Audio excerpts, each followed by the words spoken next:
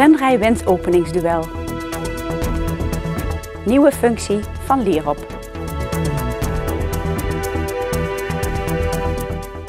Het is vandaag 9 september. Dit is het Pelemaasjournaal. De straat Walstro is door naar de halve finale van de leukste straat van Nederland. In totaal zijn er 36 halve finalisten. Deze straten hebben de meeste stemmen verzameld. Nu gaan zij aan de slag met 2 street battles. De eerste opdracht is het maken van een straatpromotiefilm. 12 straten mogen door naar de finale op zaterdag 21 september. De deelnemende straat Walstro in Venray ligt in de wijk Landweert. Venray won gisteren de Overture thuis tegen Baronie in de hoofdklasse B met 2-1. Een mooie start van het seizoen met een vrijwel geheel nieuw team met veel eigen en jonge spelers. In de eerste helft ging het spel op en neer met kansen voor beide doelen. Spits Dave Hendricks scoorde in de 24e minuut de eerste treffer voor Venray. Vlak voor rust maakte Baronie de gelijkmaker. Na de pauze leek het er lange tijd op dat de stand met 1-1 zou eindigen. Tot Venray in de 83e minuut een strafschop kreeg. Roy Tulmans schoot de penalty binnen en maakte hiermee de beslissende treffer. Een overwinning voor Venray dus. Trainer Harry Blokhuis was dan ook een tevreden man na de wedstrijd. We hebben in de voorbereiding best wel wat goede wedstrijden gespeeld. Zeker qua uitslagen. En dan ga je toch kijken wat de eerste paar competitiewedstrijden doen. En als je dan begint met een overwinning, dan ben je gewoon heel erg content. Had je het verwacht? Nee, ik had niet verwacht, wel gehoopt. Maar ik wist dat het ook geen hoogvlieger was. En het is een ploeg waar wij tegen kunnen voetballen. En dat is ook gebleken. En die punten die hebben wij echt hard nodig tegen zo'n ploeg, want er komen straks nog sterkere ploegen. Door de leegloop van het afgelopen seizoen bestaat de selectie nu uit een jong, onervaren team. 13 van de 20 selectiespelers hadden voor deze eerste wedstrijd nog geen 10 competitieduels voor Venray gespeeld. Blokhuis weet dat het even zal duren voordat het team de gewenste vorm heeft. Je wilt natuurlijk steeds veel meer. Alleen heeft het gewoon zijn tijd nodig. En je ziet ook nu dat er heel veel mensen moeten wennen aan het tempo in de wedstrijd, aan het tempo van de balbehandeling, balsnelheid enzovoort. En daar moeten we langzaam in groeien en dat hoop ik binnen een week of 5, 6 een beetje meer gestalte te geven dan dat we nu hebben laten zien. Maar van de andere kant heb ik ook heel veel goede dingen gezien. En waar ik veel waarde aan hecht is eigenlijk, het is een team.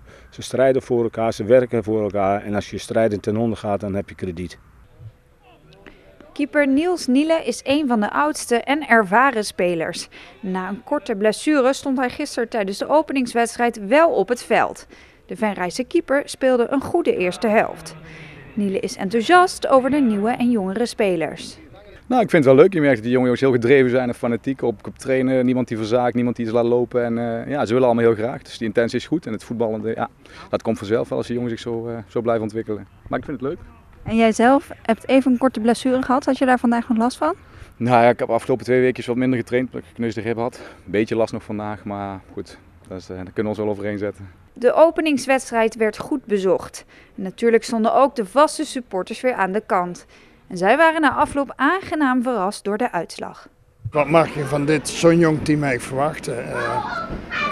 Na de uitslag bijzonder goed. Voetballend gezien moet er nog heel veel routine en ervaring in het elftal komen. Maar dit geeft veel moed voor de vervolg van de competitie. Ja, super. Zonder meer. Als je ziet met een gehavend team al beginnen. We hebben onze 2 voorhoedespelers met de snelheid erbij vandaag. Ik denk dat de overwinning nog hoger had kunnen uitvallen. Wel een beetje chauvinistisch of optimistisch denk ik. Maar ik ben heel blij ook voor de jongens, voor het vertrouwen. Ze hebben er hard voor gewerkt. Ja, veel Venrayse jongens, leuk om te zien. Dat ze nou ook even in de basis staan en goed mee kunnen. Dat is eigenlijk heel positief. Een hele uitdaging voor de vereniging. En laat hopen dat ze met zo'n jong team zich weten te handhaven. En daarop verder uit kunnen bouwen voor de toekomst. De supporters hopen dus dat Venray dit seizoen kan handhaven. Keeper Niele vindt het moeilijk om een concrete voorspelling te doen voor het komend seizoen. Ja, dat is heel lastig te zeggen. Ik zeg, met een jong team is het nog hartstikke wisselvallig. Dus goed voetbal wordt gepaard met wat minder voetbal. Dus we zullen vast nog wel een keer tegen de zeepelt oplopen. Maar ja, goed, ik verwacht gewoon dat we lekker mee kunnen ballen dit seizoen. En als wij boven de laatste 4, 5 eindigen, dan zijn we tevreden. Hoe het team zich verder gaat ontwikkelen is natuurlijk nog even afwachten. Volgende week speelt Venray uit tegen Gemert.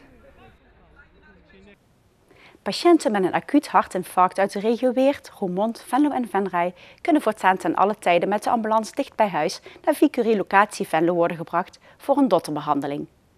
Vanaf september is het dottercentrum van Vicurie uitgebreid. Hartpatiënten kunnen nu dag en nacht en 7 dagen per week terecht. Tot september 2011 waren er dichtstbijzijnde centra voor dotterbehandelingen in Maastricht, Eindhoven of Nijmegen. Vicurie verwacht het komende jaar 400 acute patiënten te kunnen behandelen. Bernie van Lierop uit Venray is door de Oud-Limburgse Schutterfederatie voorgedragen als nieuwe federatiesecretaris. Van Lierop is onder meer voorzitter van Schutterij Zandakker, Gilde Sint-Jan in Venray en bondsecretaris van de Noord-Limburgse Schuttersbond Juliana. In de afgelopen jaren heeft Bernie van Lierop zich binnen het schutters- en gildewezen geprofileerd. Als de leden op 5 oktober groen licht geven, volgt de Venraynaar in 2015 Jacques van der Vorst uit Roermond op. Tot zover dit Pelemaasjournaal. Tips kunt u mailen naar de redactie. Deze uitzending wordt herhaald tot en met dinsdag 12 uur 's middags. Morgenavond is er weer een nieuw journaal. Weer of geen weer, bij ons is het altijd vakantieweer. Aankomende nacht vallen er enkele buien. Morgen is het overdag zeer bewolkt. Er zijn enkele buien met kans op onweer en hagel.